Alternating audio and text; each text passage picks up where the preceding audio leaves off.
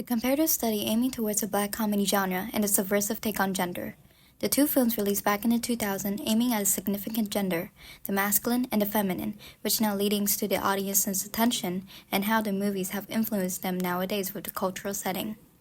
American Psycho, released in 2000, a psychological thriller.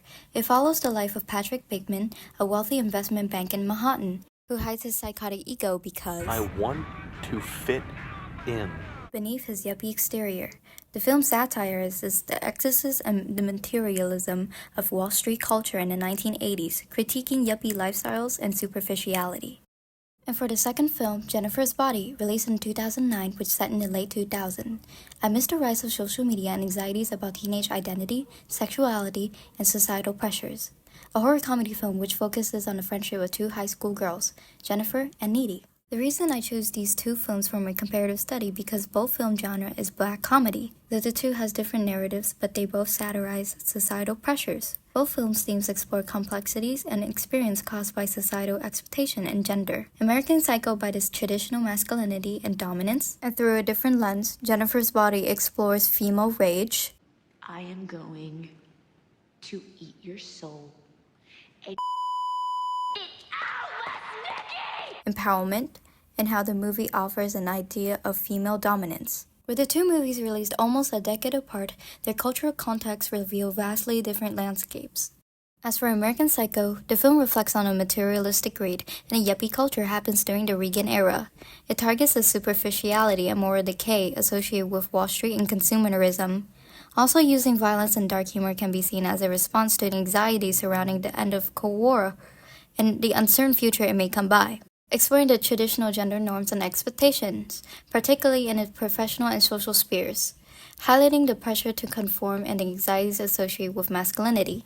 And for Jennifer's Body in the wake of 9/11 attacks, reflecting a shift in societal concerns towards body image, security, and the dangers of outsiders. That can be seen by her story of being kidnapped and sacrificed. The film themes of female objectification and male gaze resonate with the burgeoning digital age, and the increasing pressure on young women to meet up with unrealistic beauty standards. Released at the time of renewed feminist discourse, the film exploration of female rage and sexuality offered a unique perspective on gender dynamics, with the film director being Karen Kasuma and writer Diablo Cody are both feminist, adding credibility to feminist views. Both American Psycho and Jennifer's Body use black comedy to explore terrifying subjects, although their approaches are greatly different. American Psycho uses dry, detached humor to reflect Patrick's twisted world. Did you know that Ted Bundy's first dog, a collie, was named Lassie? Had you heard this? Who's Ted Bundy? Satirizing yuppie society through his frightening vision. Its comedy is disturbing and lingers awkwardly. In contrast, Jennifer's Body employs more overt slapstick comedy and gore satirize female objectification and the male gaze. Both films defy expectations. American Psycho mixes reality and fiction, leaving audiences to wonder what's real. And Jennifer's Body empowers female lead through her horrific change. American Psycho and Jennifer's Body can be seen to have similar influences.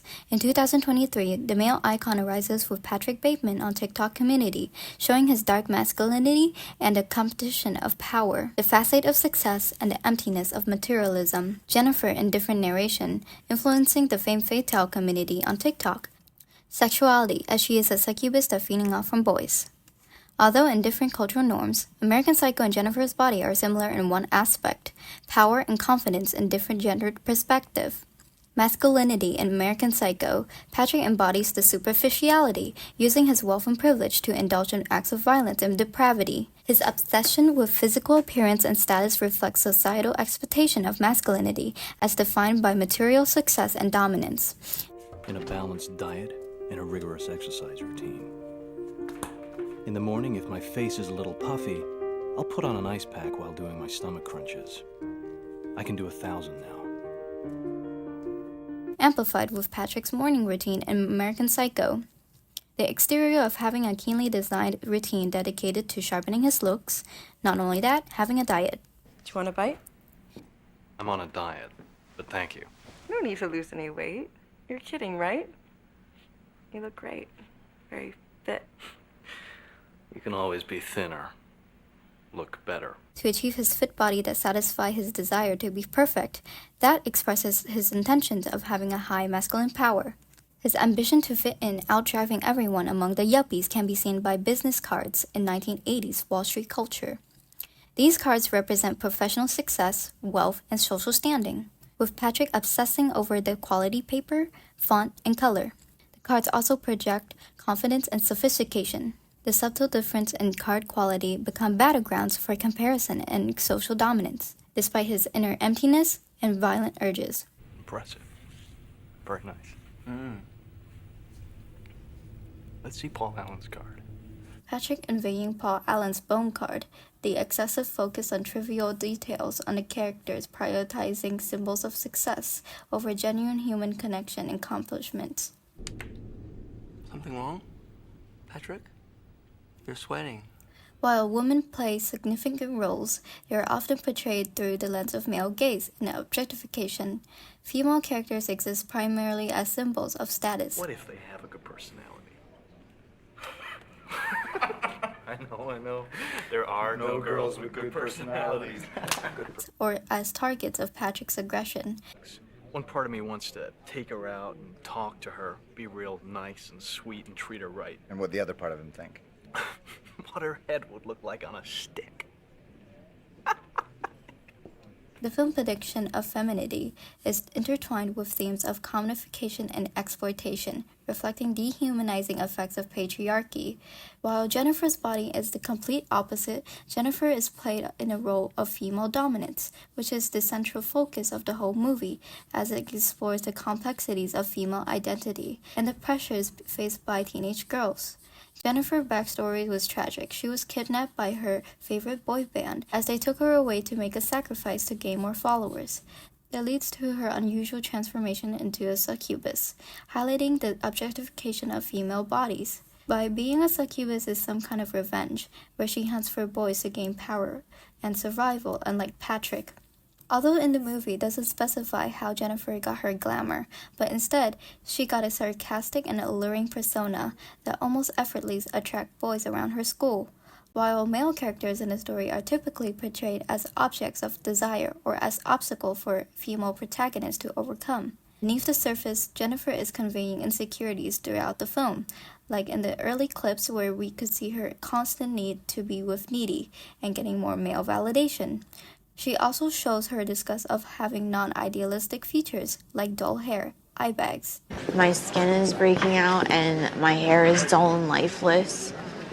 God, it's like I'm one of the normal girls. The two movie scenes have a parallel, both looking at their mirror, where they mask their identities, both using a beauty tool as a metaphor, Patrick using a skincare mask while Jennifer uses foundation. Both characters are seen confronting their dualities. Patrick removes his physical mask, exposing his psychotic self, while Jennifer applies her foundation, creating a flawless appearance that conceals her dark side, as her inner self cries to see how monstrous she is, emphasizing how both people conceal their actual selves behind separate masks. This sets a visual comparison, emphasizing how both people conceal their actual selves behind separate masks. During the age of teen and adolescence, people begin to rapidly change regarding their body, personality, looks, and mentality, thus leading teenagers feeling insecure in their own skin, and they began to seek someone who they would desire to be, and in this case would be Patrick and Jennifer. As a contrast in class and power, but in different gaze, especially sexuality, leading the huge image of Patrick and Jennifer, both highlighting on their looks and body image that meets up with the standards that have been set nowadays with the two films, also use the infamous actors known for their beauty back then in their prime in Hollywood. Christian Bale as Patrick and Megan Fox as Jennifer. In conclusion, delving into the complexities of the both film through a comparative lens unveils the power of black comedy and satire, dissects societal issues, analyzing their contrast approaches to thematic exploration, character development, and stylistic choices allow for a nuanced understanding of how films reflect and critiques the cultural anxieties of its time. Not only that, but also paves the way for a deeper appreciation of the diverse ways of filmmakers utilize humor and horror to spark critical conversation and social commentary.